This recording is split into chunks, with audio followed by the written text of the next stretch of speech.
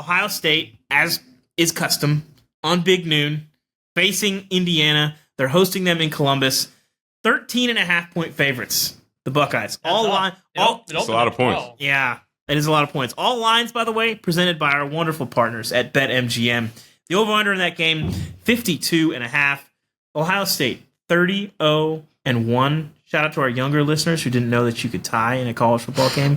Fortunately, those are no longer the case. The last tie was in 1990.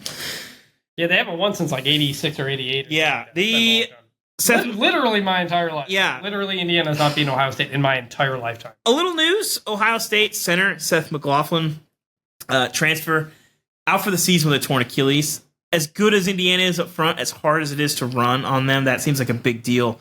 Dame, that feels like a good place to jump off before we get into this matchup.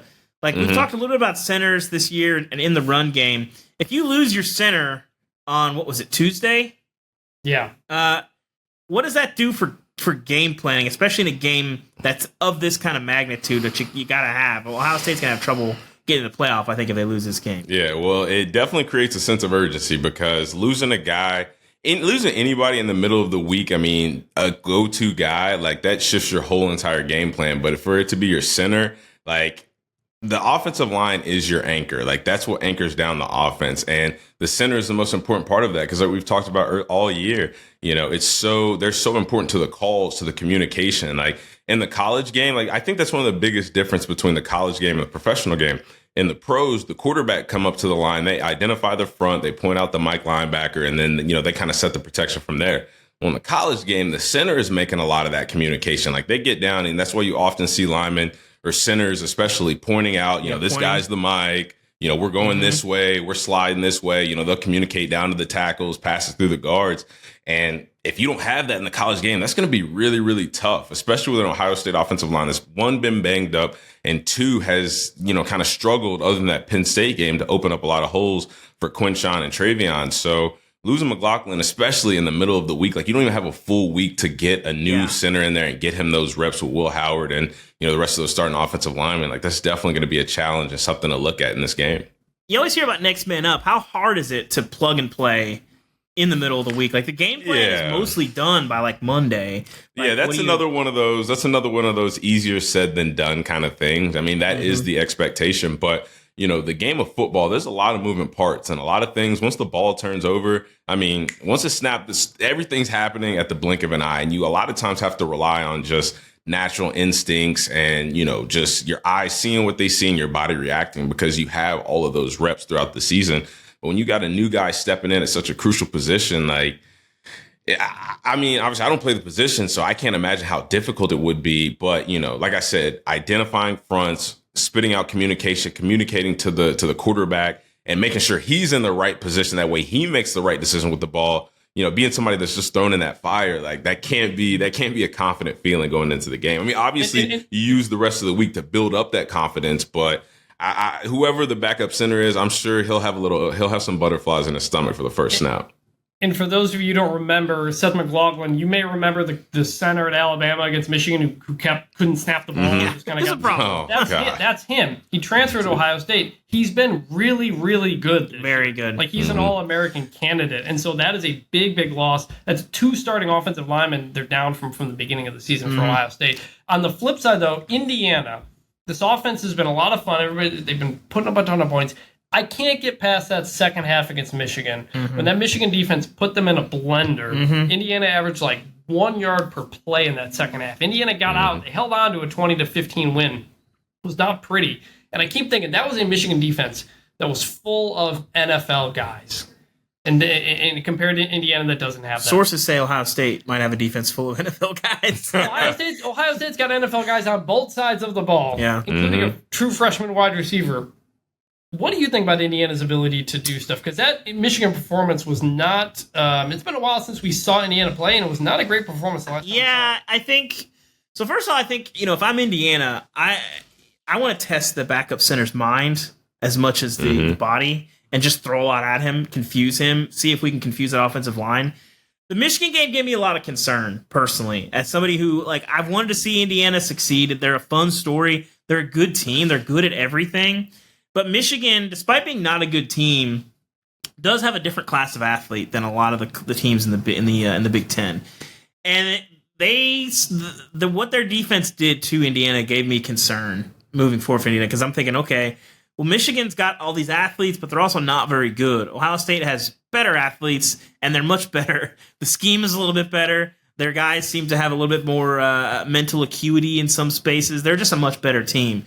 So I liked Indiana to maybe win this game. That Michigan game gave me a lot of pause. For me, I think Indiana can keep this close. I think they can get into the fourth quarter with a chance to win. I don't know that they're going to actually win it. But, if you get a game from Kurtis Rourke where he just looks like Superman, and you can keep those receivers like Buka and Jeremiah Smith from getting over the top on you and hitting game breakers, make Will Howard win the game. Because Indiana's in this game. How many times in that history that we talked about has Indiana gone head-to-head with Ohio State and had a better quarterback? I mean, can we maybe the Antoine Randall L days? I don't know. I don't know that it's ever happened. Been a while.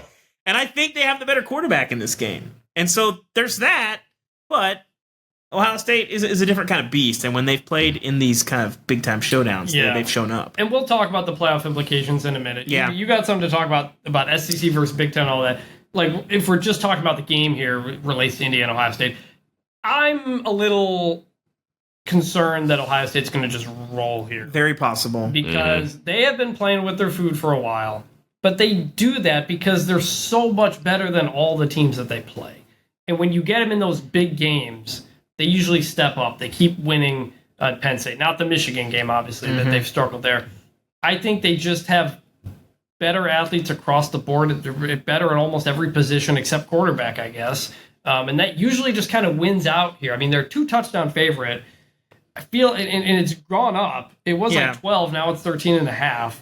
I am worried about Indiana's chances of keeping this game close. The game that I'm afraid this is going to be is Michigan State, Michigan in 2022. Yep. Where Michigan State... 21. Michigan State has this team that's like, okay, like Mel Tucker's got something here. Like Kenneth Walker's making some noise. Like Peyton Thorne is making some plays. You're like, okay. Like undefeated top 5, I think. Yeah. And you're like, this is kind of hard to believe, but like they're winning games. And then Michigan, what was it, 41-14, something like that? It was worse than that. It was bad. It was over by halftime. It was bad. Didn't Connor Stallion say recently that Ohio State had the signs for that game? I think not that I think it would have mattered. Yeah, but that's what I worry. I think that's a possibility. I've seen it's 31-3 at half. I grew up in Big Ten country, and I've seen a lot of upstart Big Ten teams get stuffed in a locker by Ohio State. So we'll see. But let me ask y'all this. So like, let's say it's a competitive game. Let's say this is like a 24-27 score game. Regardless of how it goes, Indiana wins, Ohio State wins. Yeah. Do you guys think that this could be a matchup that we see turn into a rivalry over the next couple of years? Because when you look at it, you've got Ryan Day versus Curt Cignetti. You've got one powerhouse and another team that's turning into a Big Ten powerhouse. Like, I think that this could build over the years to just be one of those. Like, it's not a cross-state rivalry. It's not your traditional Ohio State-Michigan rivalry. But these are two really well-coached teams that played really well in the trenches. Obviously, Ohio State has the star power. Indiana's starting to get those star power type players. Obviously, they're going to build in recruiting. Like, I think this could easily be a matchup for the next couple of years that we look at, and we circle this game because we're excited to see Ohio State versus Indiana. If we talk about Cignetti, I think he'll be there a little bit. If they win this game and Cignetti wants to keep talking, like I think, I think Cignetti's mouth is definitely going to add to the rivalry. For sure. I think it's not the craziest thing. I mean, Indiana's not going to be as good next year, depending on what they do in the portal. But they're losing a ton. Yeah, and Cignetti knows they're going to have to replace a lot. They're a very senior heavy team. Yeah. Let's have Indiana play Ohio State. Let's have Indiana beat Ohio State for the first time in my lifetime. Before it gets down there. Yeah. But if Curt Cignetti is going to talk trash about everybody, that can open up a lot of possibilities. Yeah, I think so. I'm excited for this game. I'm worried that we're not going to watch much of the second half of this game. I hope we do. I think in my heart of hearts that we will. But like I said, it's on the table that this will be a Ohio State just mollywhopping. I want a good game. I think it's going to be an Ohio State blowout. Dame, what's your feel for this one? I'm with both of you. I want to believe that Indiana can get into either a shootout or make it a defensive battle to where it's a close game and be competitive. But I just worry because we haven't seen Indiana in this moment before. We've obviously seen Ryan Day. We've seen Ohio State in moments like these. I mean, they play games like these, 2, 3, 4 times a year. So I would, if I had to go just based off my gut, I would go Ohio State to roll a little bit.